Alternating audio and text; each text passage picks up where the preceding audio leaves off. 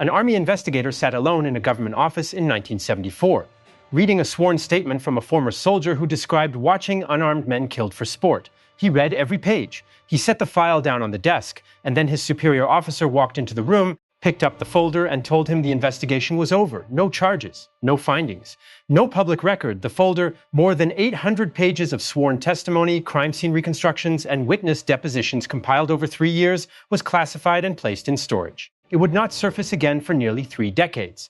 This is the story of Tiger Force, of what a decorated platoon of the 101st Airborne Division did in the Central Highlands of Vietnam across 4 months in 1967, of the Army's own 3-year investigation that confirmed it, of the institutional decision to bury that investigation without a single prosecution, and of the 2 newspaper reporters from Ohio who found the file anyway and refused to let it stay buried.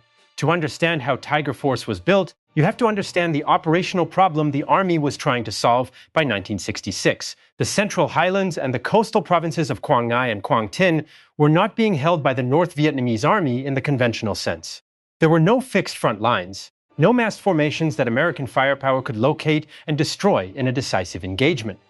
The NVA and the Viet Cong infrastructure in those provinces had spent years building a presence that was woven into the terrain and the population: tunnel networks, weapons caches, village-level political organization, supply lines that moved at night and disappeared by morning.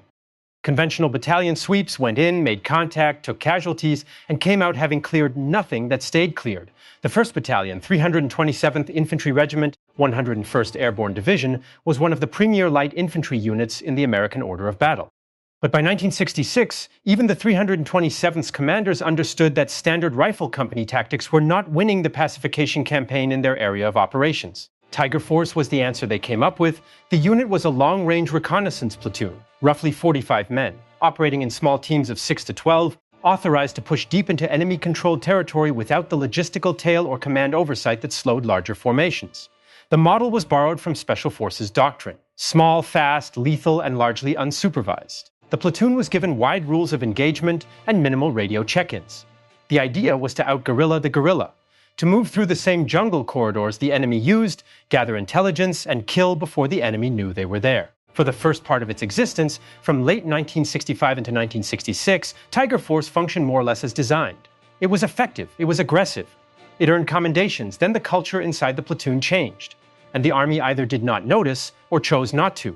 The specific individuals at the center of this story are 3 men, separated by decades and by the specific role each played in what followed. SGT William Doyle was a Tiger Force soldier who served through the unit's most destructive operational period. He was not the platoon's commander, and he was not its most culpable member. He was a witness, a participant in some actions, a bystander in others, a man who returned to the United States carrying knowledge he eventually could not contain.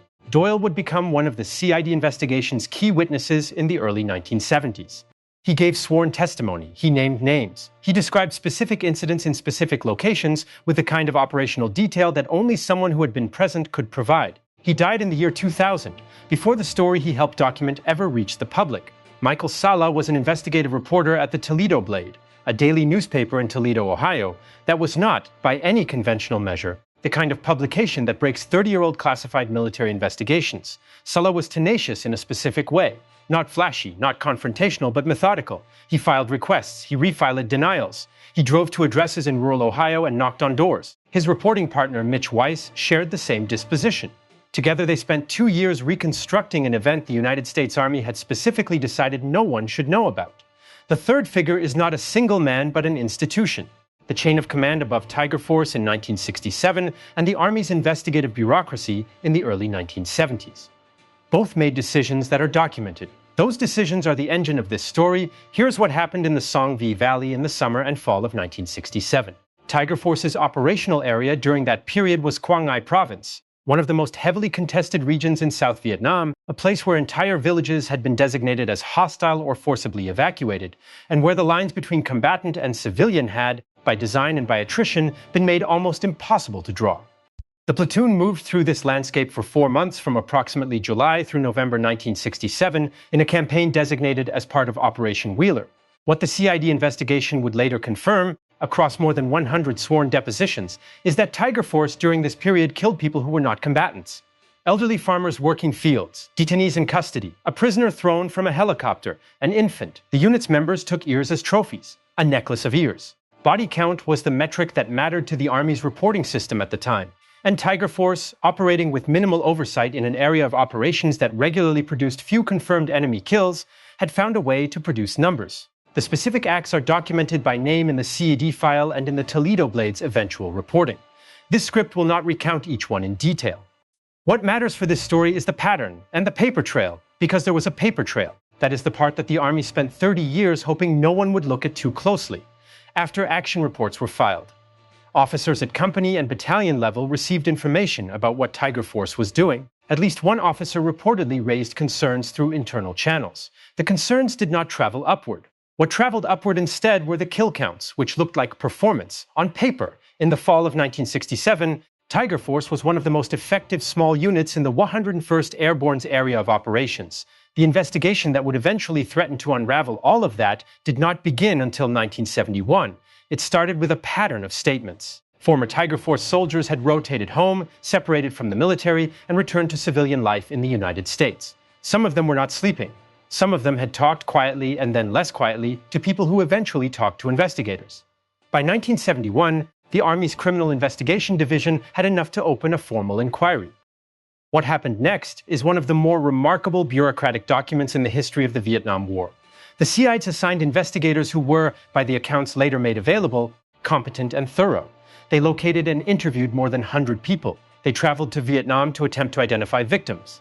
They compiled sworn statements from former Tiger Force members, including Sergeant Doyle, that described specific incidents, specific dates, specific locations, and specific perpetrators. The investigation ran for 3 years. By 1974, investigators had documented 18 suspected war crimes. The case was referred up the chain, and here is where the institutional decision was made. The Army closed the investigation in 1975 with no charges filed and no public findings released. The official determination was that the evidence was insufficient to support prosecution, a conclusion that the CD's own investigative file, 800 pages of it, appeared to contradict. The men whose names appeared in the sworn testimony were not informed that they had been investigated. The witnesses who had cooperated were not informed of the outcome. The file was classified and stored. Every officer who had commanded above Tiger Force in 1967 went on to complete his military career. Several were promoted after the investigation closed. None were ever publicly identified in connection with the inquiry. This is where the story should have ended. For 27 years, it did. Sala came across a single reference to Tiger Force in 2001, a line in a published memoir that most readers would have passed over without stopping. He stopped. He filed a Freedom of Information Act request with the Army. He was denied. He refled. He began locating former Tiger Force members directly, using discharge records, public directories, and the kind of shoe-leather source building that is almost extinct in American journalism. He and Weiss drove to addresses in Ohio, Indiana, and across the Midwest, and sat across kitchen tables from men in their 50s who had not spoken about 1967 to anyone in 30 years. Some of those men spoke to them anyway. The reporters eventually obtained portions of the original CID file. What they found in it confirmed what the former soldiers had described, and confirmed specifically that the Army had known, had documented it, had investigated it rigorously, and had closed the file. The Toledo Blade published a 4-part series in October 2003 titled Buried Secrets, Brutal Truths. It named names. It described specific incidents and specific victims where the record permitted. It documented the investigation and its closure. It documented the subsequent promotions of the officers involved. The series won the Pulitzer Prize for Investigative Reporting in April 2004. The Army announced a review. The review concluded in 2006. The Army determined again that no prosecution was possible. The statute of limitations had expired for most offenses, and most of the men involved were now beyond military jurisdiction as civilians. No one was ever charged. No one was ever court-martialed. No one lost a pension SGT. William Doyle, who had sat down with CID investigators in the early 1970s and given sworn testimony at significant personal cost, died in 2000. He never knew his testimony had been found again. He never knew it had mattered. The men whose names appear in the sworn statements he and more than 100 others provided. The names attached to specific acts on specific dates in specific villages in Quang Ngai Province in 1967 are in the record that is now partially available through the National Archives. What the Tiger Force case left behind is not a mystery. The facts were investigated, sworn to, filed, and buried by the institution responsible for adjudicating them. The lie that protected those facts for 27 years was not any single soldier's denial. It was a classified file and a determination made in 1975 by men in an office in Washington that the American public did not need to know what their army had confirmed about itself. Michael Salla and Mitch Weiss turned their reporting into a book, also titled Tiger Force, published in 2006. It remains the definitive account. The 800-page CD file is now partially declassified. The names of every officer who reviewed and closed that investigation in 1975 are in the record.